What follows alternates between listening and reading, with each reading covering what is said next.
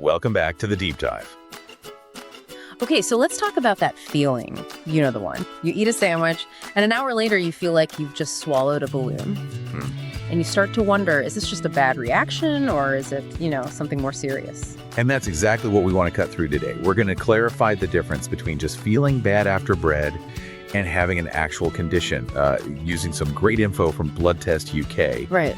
Because the payoff, the benefit of getting a real clear answer is just massive. It is. We've got sources detailing testing options from the UK all the way to specialized centers in Boston. It's about understanding what getting tested really means for you. Okay, let's unpack this. So where do we start? Let's start with the basics. That feeling most people just call a gluten sensitivity. The official term is non-celiac gluten sensitivity. Right, NCGS. And it causes all those awful symptoms, the bloating, the pain, fatigue. But here's the absolute key distinction. It is not an autoimmune disorder. That's the crucial point. Because with celiac disease, we're talking about something totally different. Your own immune system attacks the lining of your small intestine every time you eat gluten. An attack on your own body. Exactly, and that causes physical damage, which means you can't absorb nutrients properly. And that damage is why getting an accurate diagnosis is so important, isn't it? People get told it's just IBS for years. All the time. But once you know the real cause, you can stop that cycle, and the benefits are huge. So what's the payoff?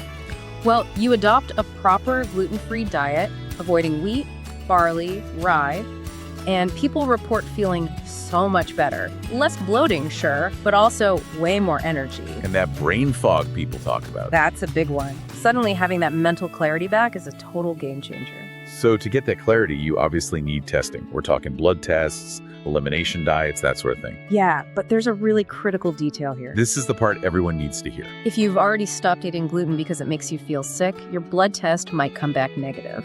A false negative. Exactly. It's fascinating, and it leads to this thing called the gluten challenge.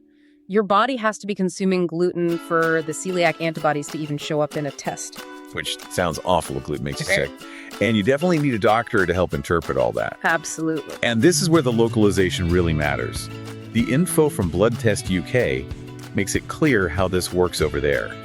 You can use the NHS for testing. But access can be restricted, right? Unless your symptoms are very severe or there's a family history. Right, which is why many people turn to private labs. Yeah, it's faster, you get broader options, though it does have a cost. It can range from, say, 100 pounds to over 500 pounds. And our sources contrast that with places in the U.S. like Massachusetts General Hospital in Boston. Which just shows that no matter the system, getting access to specialized care is what really matters anywhere in the world. Getting the right test and having someone who knows how to read it. So what's the bottom line here? All this confusion around gluten, it's frustrating, and if it's celiac, it's actively harming your body.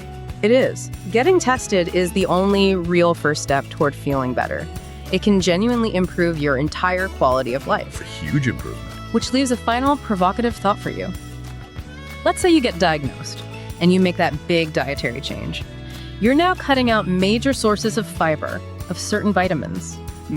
The question is, how will you make sure your new gluten-free life is actually nutritionally complete? It's something you have to plan for, and there are great support groups like Celiac UK that can help you navigate it.